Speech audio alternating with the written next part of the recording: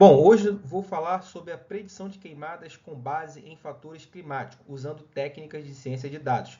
Eu sou o Leandro dos Santos França, meu orientador é o professor Felipe Verri, seminário de tese PO 302, estou fazendo mestrado no programa Pesquisa Operacional, uma parceria do ITA com a Unifesp, e também tem o programa interno da Aeronáutica, PPGAL, que é de aplicações operacionais, onde os militares das três forças eles vêm para estudar e tentar ali fazer uma aplicação operacional na sua respectiva força e também auxílio decisório com os conhecimentos científico acadêmico. Breve sumário com a descrição do problema, materiais e métodos, resultados e discussões, a conclusão e a referência bibliográfica. Contexto do problema. Para falar, né, do problema, nós temos que lembrar das queimadas.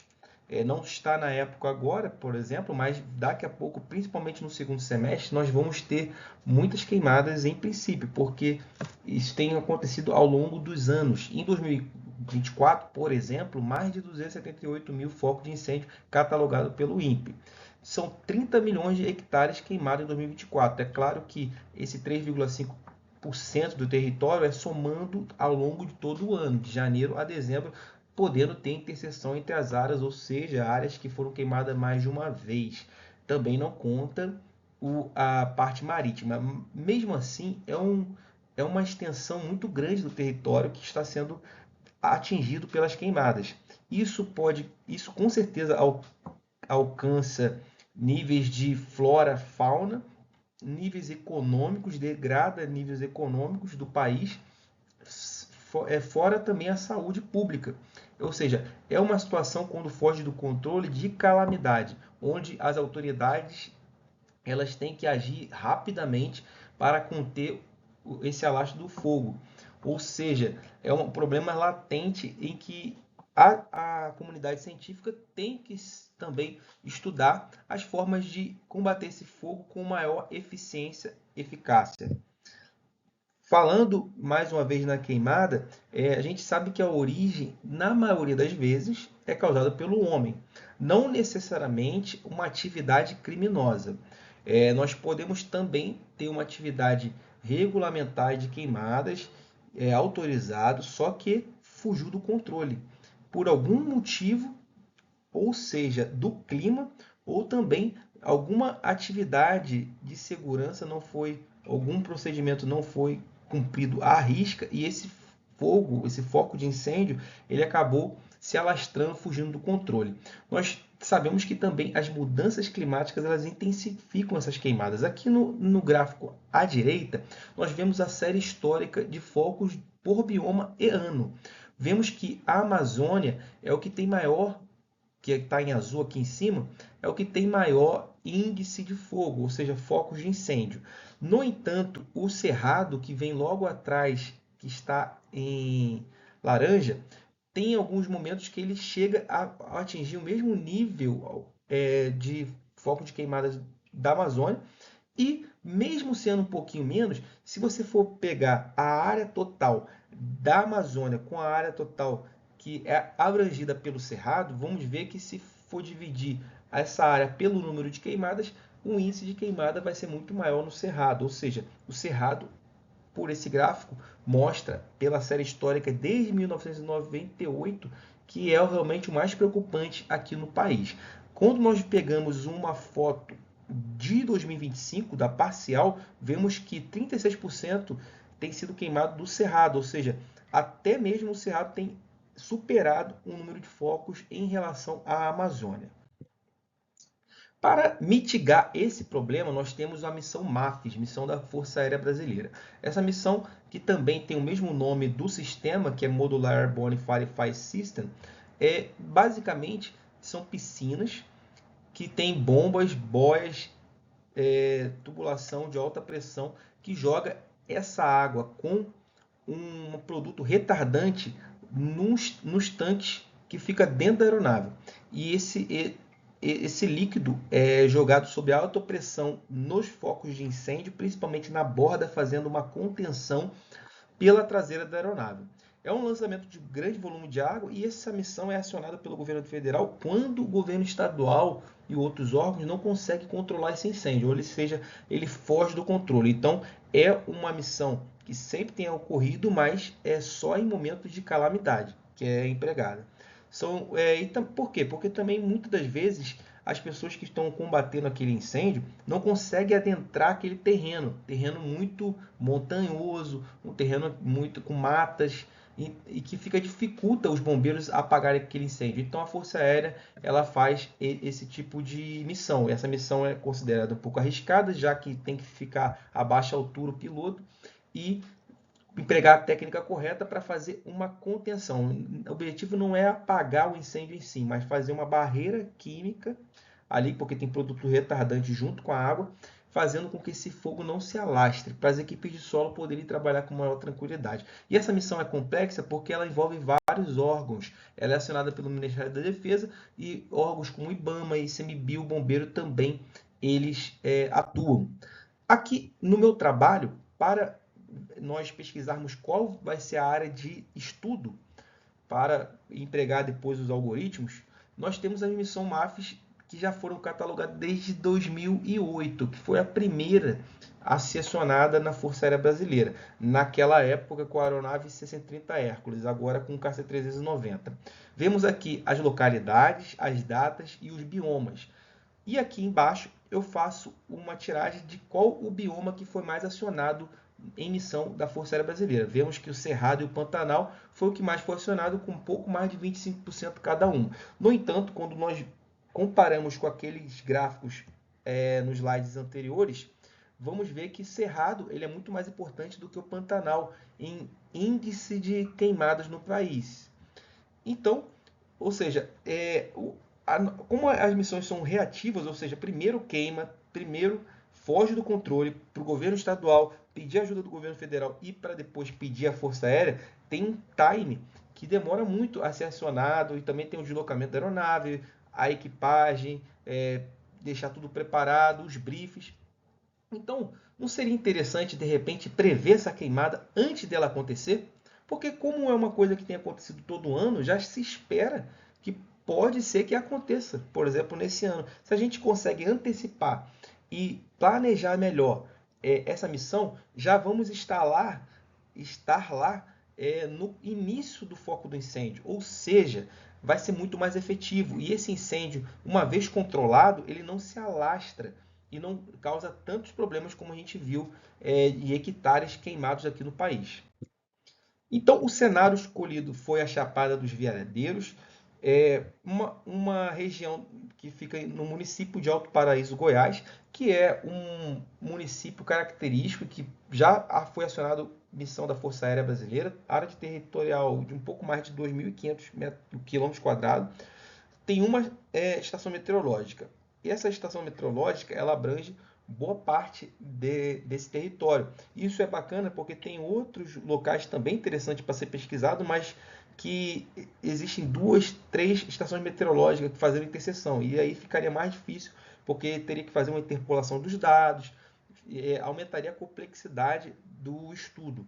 E também esse município, relativamente entre os municípios que nós temos estações meteorológicas, ele não é tão grande, porque quando a gente pega o norte, por exemplo, no bioma Amazônia, nós temos municípios que abrangem 5.000 km², por exemplo, e aí ficaria mais difícil. Então foi pego o banco de dados do INMET e do INPE. O INMET ele cataloga pelas estações meteorológicas a parte de meteorologia, ou seja, a parte de climática.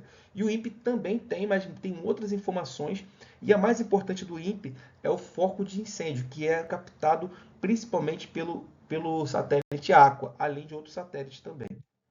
Então, nos materiais e métodos da nossa pesquisa, foi buscado o banco de dados do INMET e do INPE, cada um com suas observações. No INMET, um pouco mais de 126 mil e no INPE, 20 mil. Foi feito um dataset unificado, depois, seguindo a metodologia proposta por vários autores de ciência de dados, fazendo a análise exploratória, depois o pré-processamento inicial, fazendo um dataset único de 101 mil registros. com 9 variáveis, sendo 8 climáticas e que é a variável target de focos de incêndio. Esse banco de dados ele conta com 15 anos de observações de 2007 até 2021. Para fazer essa integração de dados, nós temos também que fazer a integração, tratamento e limpeza desses dados. Foi feito, alguns dados eles não eram valores numéricos, então foi feita uma conversão para valores numéricos. Por quê? Porque a gente queria também depois fazer a matriz de correlação e a correlação de Pearson, por exemplo.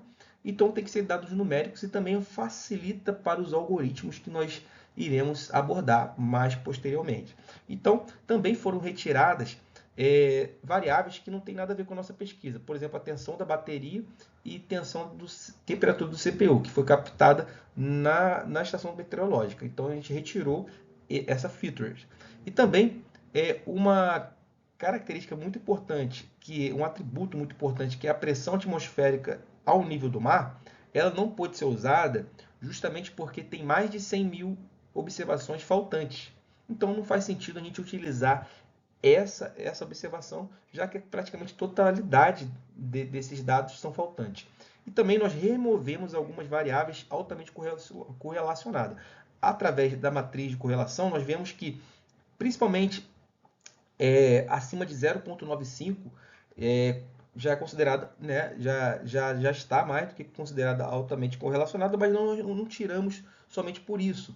Tiramos porque na revisão da literatura vimos que os autores eles tendem a só pegar as informações da média. Por exemplo, tem temperatura máxima, média e mínima. Então eles utilizavam da média. Tem pressão máxima, mínima e média. Também umidade da mesma forma. E como eles estavam altamente correlacionados, decidiu-se utilizar somente as informações médias, ou seja, temperatura média, umidade média, pressão média, tudo né, como a gente viu que estava altamente correlacionado, então fez sentido retirar algumas características, alguns atributos. Dessa forma, com os atributos, com aqueles 8 atributos que já foi falado, nós vimos que, por também revisão da literatura, eventos climáticos, eles são geralmente dependentes, não são dinâmicos, não são estáticos, são dinâmicos. Sendo dinâmico, faz sentido utilizar janela deslizante temporal. Dessa forma, foi feito um estudo de 3 dias a 7 dias, tanto no passado quanto no futuro, para ver a matriz de correlação, qual é a melhor janela. Nesse sentido, foi escolhido a janela de 7 dias do passado, ou seja, as informações meteorológicas de 7 dias do passado para prever 7 dias do futuro. No entanto, esbarramos numa questão operacional, porque não faz sentido eu prever amanhã. Olha, amanhã vai ter queimada lá na Amazônia, amanhã vai ter queimada no Cerrado. Mas amanhã a equipe já consegue estar pronta, preparada, a aeronave decolando na coordenada específica para fazer o combate a incêndio? Não, porque amanhã é um tempo muito curto de 24 horas. Não se consegue fazer uma missão dessa complexidade com esse tempo. Então, foi estudado junto aos operadores que 5 dias seria um tempo adequado, realista, para que as informações fossem passadas por os órgãos centrais, fizesse a discussão do acionamento da missão, planejamento dessa missão, a preparação da equipagem, a decolagem da aeronave até uma base de apoio, onde fica aquela piscina, e poder também fazer o briefing específico com os órgãos que vão estar envolvidos na missão e efetivamente combater o incêndio naquele primeiro dia previsto. Então, foi feito esse buffer, ou seja, fora do modelo de 5 dias. Bem, dito isso, como é que foi feito um resumo dessa janela de deslizante temporal? Nós tínhamos ali 101 mil registros, com 9 variáveis, sendo 8 climática e uma de foco de incêndio, que é a target. Foi feito o processamento para a janela de deslizante temporal, mantendo esses 101 mil registros, só que agora com 63 variáveis, porque multiplicou-se por 7 cada uma, porque são 7 dias do passado e 7 dias do futuro. Então, nós vamos ver 56 atributos, sendo climático, né, sendo 7 de focos de incêndio. E quais são esses atributos? Nós temos na entrada atributo de data e hora, ela foi utilizada para a janela deslizante, no entanto, não entrou no modelo como previsor. Agora, a entrada como previsor foi a a característica de precipitação total, pressão atmosférica, radiação, temperatura do ar, temperatura do ponto de orvalho, umidade relativa, vento de direção horária e vento velocidade horária. Também todas essas características, elas também são amplamente abordadas na literatura em artigos científicos, por exemplo. Saída foi a quantidade de foco de incêndio, ou seja, nós queremos prever qual é a quantidade de foco de incêndio daqui a 7 dias. Na verdade, não vai ser 7, vão ser 12, porque tem os 5 dias ali de buffer, ou seja, com uma certa antecedência, eu quero prever qual vai ser a quantidade de foco de incêndio. Será que vai ter 1, 2, 10, 15, 20? Essa é a ideia. Então, foi feita também uma análise estatística das variáveis, porque nós queremos ver, através do histograma e o qqplot, da média dos focos futuros, ou seja, na target, na, na característica de saída, como é que é a distribuição desses dados? A maioria, né, a gente vê que no histograma que a maioria é 0. 0, 1, 2, não tem muitos dados, ou seja, a maioria dos dados das observações, desses 15 anos de observações que nós vemos, a maioria não tem queimada. Ou seja, é o que acontece realmente ao longo do ano. Você não tem queimada ao longo do ano toda hora. São movimentos específicos. E o qqplot também nos mostra isso. Mas a gente também teve que fazer um teste, né? Porque já que são modelos não paramétricos, ou seja, você não tem ali uma distribuição normal dos dados, né? Onde realmente só queima naquele dia. Não, são espalhados ao longo do ano, tem períodos mais complicados, mas nós não temos essa distribuição. Então, nesse momento, a gente utilizou-se do Will Caution, é o teste estatístico, que faz sentido na distribuição desses dados. O p-value é muito pequeno e foi rejeitado a hipótese nula, ou seja, realmente faz sentido a gente fazer os previsores climáticos, eles têm relação com o número de queimadas. Bem, quais algoritmos vamos utilizar? Vendo também na literatura, vimos que as árvores de decisão elas são bem interessantes. Temos o Arrander Forest, por exemplo, que utiliza a amostragem com reposição na técnica de Bagg. É um algoritmo robusto e não depende da normalidade dos dados, que realmente a gente viu que é o que acontece nesse tipo de problema. Tem a fórmula aqui da regressão, basicamente são árvores de decisão individuais, cada uma com seu resultado e com a sua previsão, se for e elas são em paralelo, ou seja, uma não depende da outra. Pega-se a média das previsões quando a gente está falando de regressão e a votação da maioria quando você está falando de classificação. Também temos um outro algoritmo que é o XGBoost. Nesse caso, também utiliza-se as árvores de decisões, só que de forma sequencial, ou seja, tende a ter um pouco mais de velocidade, robustez e alta precisão, porque também faz um processamento interno de regularização. Essa regularização tem a função de objetivo de minimizar a função perda e evitar overfit. Nesse caso aqui, o erro representado por essa linha preta, a gente vê que na verdade, a previsão correta, que seria correta 100%, sem erro nenhum, a gente sabe que isso é impossível. Nós temos aqui em azul, basicamente, a média da previsão e fazendo uns ajustes de peso, ou seja, uma árvore, quando erra, a subsequente ela tende a melhorar. A gente vê que primeiro interação, as primeiras interações foi para verde e depois vermelho, muito mais próximo, diminuindo esse erro, muito mais próximo da realidade. E a proposta de solução seria o seguinte: pegar essa base total já com a janela deslizante de 101 mil registros, colocar 70% em treinamento e 30% de teste para validação. Dito isto, no treinamento foi feito alguns processamentos, ou seja, a transformação da saída em logaritmo para suavizar. Depois teve que voltar para a função inversa, é claro, para que dê o número real, né? E foi feita uma amostragem estratificada com várias categorias para que nessa amostragem, ou seja, na base de treinamento, também tivesse observações de extremas, por exemplo, acima de 10 focos, ou seja, para não enviesar o modelo. Também foi feito o ajuste de parâmetro através de class weight e scale poise weight para e também foi feito ali no software esse tipo de processamento. Foi feita a validação cruzada de 5 folds, ou seja, a validação k-folds, ela vai pegar ali, no caso, 20%, já que é 5, e vai colocar internamente como se fosse um teste, vai rodar e depois vai fazer alternando pelas outras 20% até chegar no 100%, fazendo ali, mesclando e otimizando assim os resultados. Nesse caso foi feito tanto no Random quanto no XGBoost, aplicando na base de validação, depois melhorando o modelo. Como resultados e discussões, primeiramente nós fizemos um problema de regressão.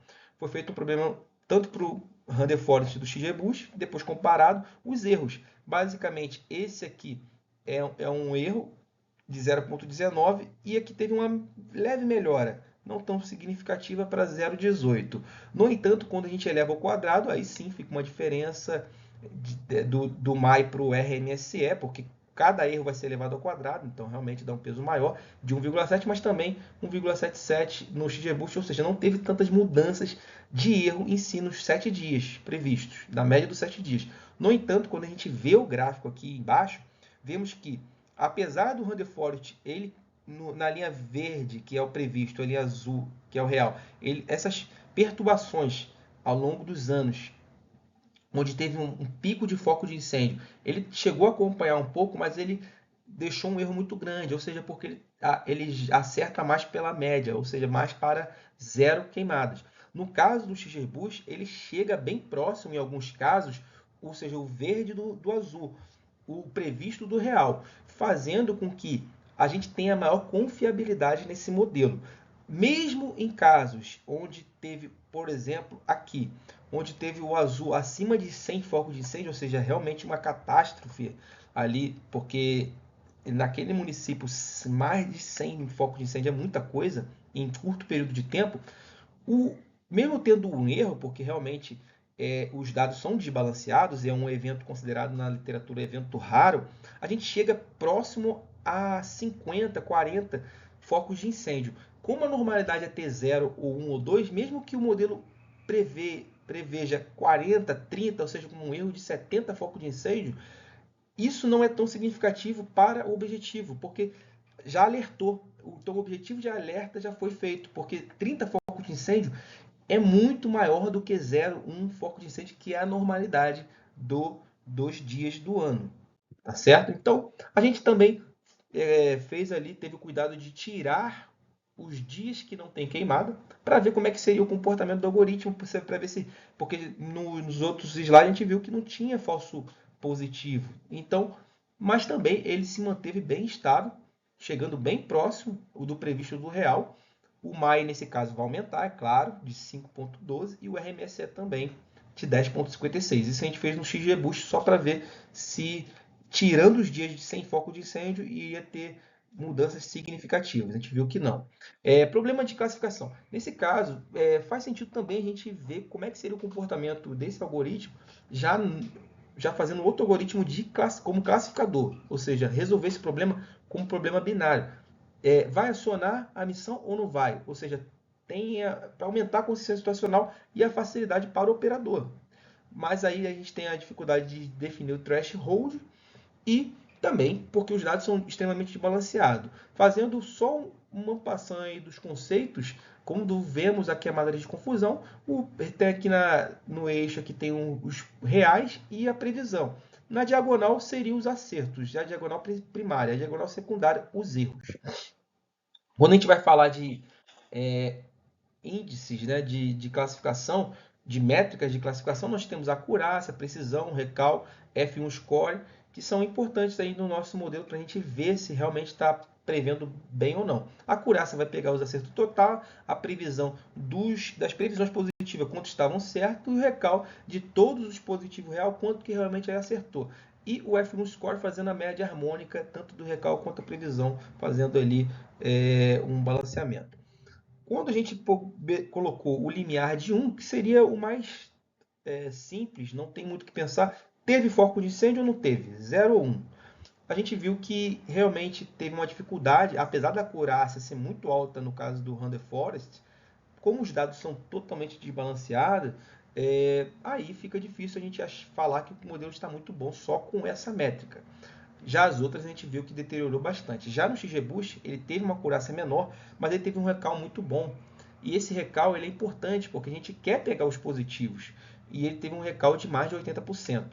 Quando a gente faz um estudo de limiares, a gente baixando o limiar, a gente vai, vamos dizer assim, balancear um pouco mais os dados e melhorar. E a gente espera-se, né, que esperava-se que melhorasse o modelo, principalmente no índice F1, que já tem ali a média harmônica da precisão com recal. E realmente houve uma melhora no limiar de 0,5 Rutherford e 0,7 XGBoost, mantendo a acurácia grande.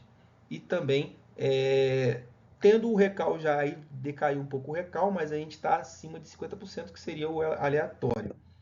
Aqui é a matriz de confusão desse caso, já fazendo esse estudo de limiares.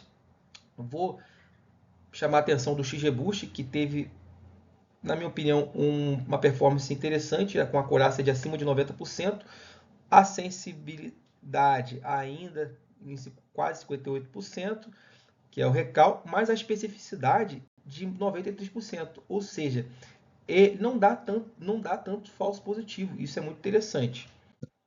Bem, fazendo a curva abaixo da curva, a área abaixo da curva, a gente vê uma estabilidade nos dados, ou seja, o XGBoost um pouco acima, ou seja, tem a performance um pouco melhor, mas ambos eles tiveram ali uma normalidade nos 7 dias. Não teve uma alteração muito grande.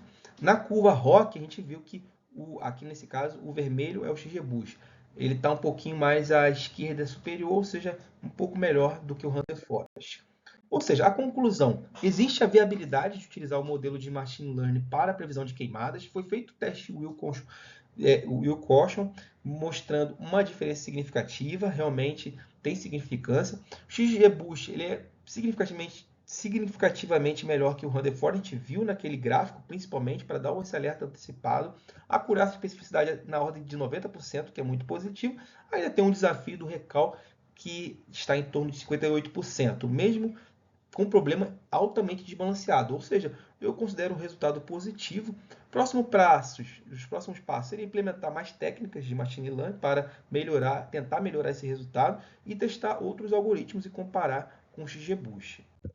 Bem, aqui tem breves referências. Nós passamos por esse sumário e eu agradeço a oportunidade, muito obrigado e fico aberto aí às dúvidas que surgirem.